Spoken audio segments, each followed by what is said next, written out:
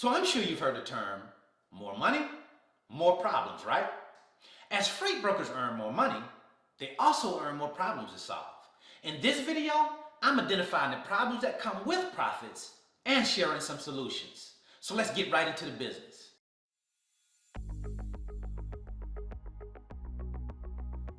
So if this is your first time here, this channel shares the challenges and successes of small business ownership through the eyes of a freight broker. If you're interested in starting a freight broker business, or perhaps you're considering another small business and want to know what it's really like to be a 24/7 entrepreneur, then you're in the right place. Subscribe to my channel for weekly videos released on Mondays about overcoming the challenges of a freight broker business and winning as small business owners. We believe in starting small and growing big. And if you like the content, please smash that like button and share the video with your network. And don't forget to hit that notification bell to be notified every time I release a new video. Okay, so a freight broker business has multiple levels. And for the sake of brevity, we're just going to discuss two of those levels here today.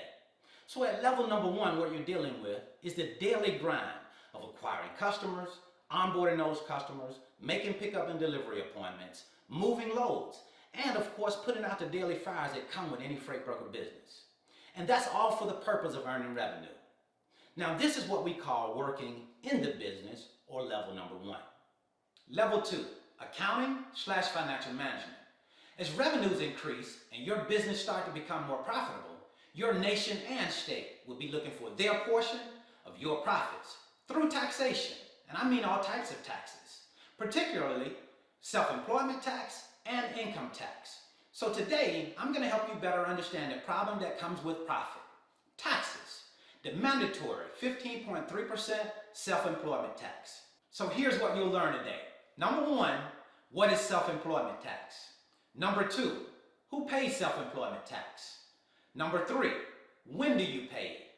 Number four, how do you calculate self-employment tax? And number five, how do you decrease your overall self-employment tax liability? So what are self-employment taxes?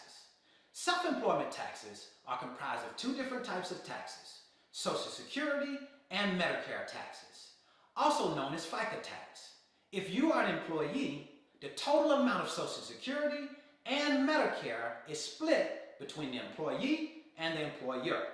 The employee pays 7.65% and the employer pays 7.65%. But if you are a freight broker or a small business owner, you're responsible for paying the total of 15.3%, 7.65% as the employee and 7.65% as the employer. The reason for that is because you're considered the boss and the employee, so both taxes are your responsibility. And an important note to remember, self-employment tax is in addition to income tax. So who pays self-employment tax? To ensure self-employed individuals still contribute towards Social Security and Medicare, the federal government passed the Self-Employment Contributions Act in 1954. So this means if you're a freight broker, small business owner, independent contractor, or a freelancer, and your net earnings are at least $400, you must pay a 15.3% self-employment tax on your net earnings. Okay, so what we're talking about now is how you calculate self-employment tax. Instead of just talking about it, I decided to bring this makeshift easel out. Excuse me, resting it on my chair here. But I thought this was important for you to see instead of just hear me, because these numbers can be a little bit confusing. So, how you calculate self-employment tax? Remember, we have a 15.3% tax liability as freight brokers, small business owners, independent contractors, or freelancers. You're looking at 15.3% self-employment tax if you make at least $400 in a year, okay? If you make $400 in a year, like the tax year 2019, and we're talking net income, you have to pay 15.3%. Net income means after expenses. So you have to pay 15.3% on whatever your net income is in that year, okay? So, remember we talked about self-employment tax being broken down into two categories, Social Security and Medicare. Now, Social Security tax is 12.4%, and the Medicare tax rate is 2.9%, okay? Now, let's talk about the limitations of the Social Security tax. That 12.4% tax rate is only on your first $132,900. Everything over $132,900 does not receive the 12.4% tax rate. It does not get taxed. So if you made $150K in 2019, only $132,900 would be taxed at the 12.4% rate. The difference, $17,000 or $17,100 would not be taxed at that 12.4% rate. Now, let's talk about Medicare. There is no limit when it comes down to your Medicare tax rate.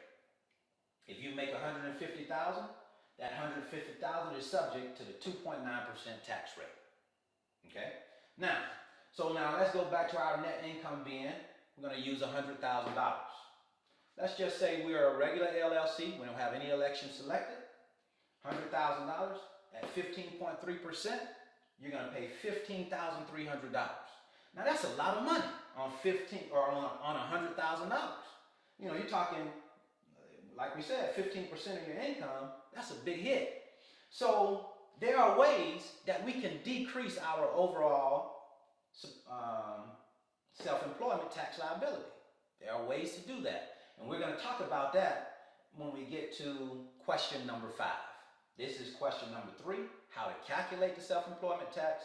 We're going to go over number 4, and then when we get to number 5, we're going to break it down and show you how you can decrease this overall tax liability. You'll still have to pay 15.3%, but we're going to pay it on a lesser amount of money, not on, the total of 100,000.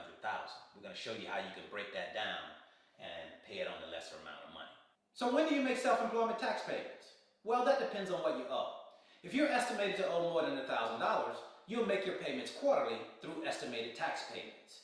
If you owe less than $1,000, you'll make your payments annually. Okay, so last but not least, we're going to talk about how you can decrease your overall self-employment tax liability. Okay? Now, first of all, what you see here is that you should contact a CPA or tax professional to make sure that this is right for you. Because this is something that I do doesn't mean that it's something that you should do. So make sure you contact a CPA or your tax professional before you go and do something such as this. Okay? Now, in order to decrease your tax liability, one way of doing that is saying, okay, you are an LLC. Okay? Most of us have LLCs, so let's just say that, and I'm talking about as freight brokers, so let's just say you have an LLC. So remember, an LLC is taxed at that 15.3% tax rate. Now, so how do we make it so that we don't have to pay 15.3% tax on $100,000? Okay, well, this is how you do that. You go and file what's called Form 2553. And when you file Form 2553, what that is doing is selecting an S election. That's selecting an S election. Okay? Excuse my writing here, I'm not the best at penmanship. But a 2553 is you're requesting an S selection. Now what an S selection is it's going to allow for you to be taxed as a corporation. Okay? So basically what you're asking the IRS to do is to tax you like a corporation, which is why you file the S selection. All right? Or S election. Now that you have an S election, now let's also talk about some deadlines. So now there's a time requirement for the 2553. Let's say, for example, you wanted to file an S election for 2020. Okay? So you would need to have it in no later than March 20th, or excuse me, March 15th, because it's 2.5 months after the tax year that you're filing in. So if you want it for 2020, you need to have this filed no later than March 15th of this year. Okay, so let's say now we have our S election filed for 2019. Just say we've already gotten that done in 2018 and we have X election status. So we are now treated as an S Corp and we are taxed like a corporation. So what this X election status allows me to do is to break my payment up in two categories, one in wages and one in distributive share. Now, when we talk about wages, what we also have to remember is there's something called reasonable compensation. Reasonable compensation. That can be a little bit tricky, but we're going to talk about it a bit. Reasonable compensation. Now, what reasonable compensation says is that, okay, you have to pay yourself a wage that is reasonable. You can't go in and say, I'm going to pay myself $5,000 to be a freight broker. So you have to say, okay, what would I pay someone to do the job of a freight broker? If I remove myself, what would I pay someone to do that job? Okay? So if you said you would pay them $35,000 a year, that would be a fair and reasonable wage in my book. But now you have to determine what's reasonable. You and your CPA or tax professional have to determine what's reasonable compensation. Okay? But let's just say we use the number 35,000. So we're going to say we're going to pay ourselves $35,000 for the year 2019. All right? So that leaves us with $65,000 in wages left. Excuse me, I should call it distributive share. $65,000 of revenue left. Okay? So now we're going to classify that as distributive share. And what that means is I can distribute this amount, this money to the rest of the shareholders if there are other shareholders in the company, or I can just keep this money in the business. You know, we don't have to distribute it to anybody. We can keep it in the business if we like. Okay? So that's $65,000 that you don't have to pay any 15.3% tax on. That 15.3% self-employment tax. You don't have to pay that now on that $65,000. You're going to pay the 15.3% on your wages, what you earned in wages, which is going to be $53.55, $5,355. Now that's a big difference than having to pay 15.3% on $100,000, which we knew was at $15,300. Look at the difference in savings. That's what you're saving. $9,645. So if you're an LLC and you file Form 2553 and you have S election status now, you are recognized as an S Corp, I should say. Now you can break those wages up and whatever reasonable compensation amount that you have there, that's what you'll pay the 15.3% on. Super savings. Almost $10,000 in savings. And you can use that money if you wanted to fund your 401k, leave it in the bank, leave it for the business, whatever you want to do with it. That $9,645 is big savings. That $65,000, again, you can distribute it to shareholders or you can keep it in the bank, whatever you want to do with it. So that is how you minimize your overall self-employment tax liability. It's important to note, this is not something that you should just go out and do on your own and say, oh, okay, I saw Brandon do that and that's something that he's doing, so I'm going to go ahead and do it. Again, talk with your CPA, your tax professionals, to see what is the best route for you to take. Because it may not be filing, as an S Corp.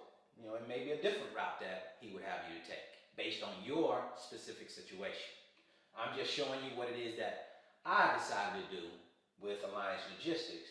We filed as an S Corp so that we can pay ourselves a wage and we can go distributive share and we don't have to worry about paying or self-employment tax on $100,000 if that was the amount that we made for that year. We can break it up in two legs, 35, 65. So hopefully the information that we provided today gave you a better understanding of what self-employment tax is, who has to pay it, when you have to pay it, how you calculate it, and of course, how you decrease your overall tax liability the legal and ethical way. The freight broker business is a great business model, but it's so much more than just moving loads. If you want to be successful, you must become a student of the business. So if you're interested in learning more about the freight broker business, go and visit my website at www.brandonthefreightbroker.com. Wait for the pop-up to appear. Then register for my 5-video series titled, How the Load Movement Process Works. This video series provides you a unique opportunity of watching over my shoulder as I set up loads for movement, talk to shippers and carriers about negotiating load movement, show you all of the paperwork that's involved in moving a load from point A to point B, and finally, executing the movement and getting paid. Many people are talking about how freight brokers move loads and make money, but I'm the one that's showing you how it's done for free. So don't miss out. Register at www.brandonthefreightbroker.com and get the 5-video series titled, How the Load Movement Process Works. Thank you so much for spending some of your time with me today. I hope this has been helpful. See you at the top because the bottom is much too crowded.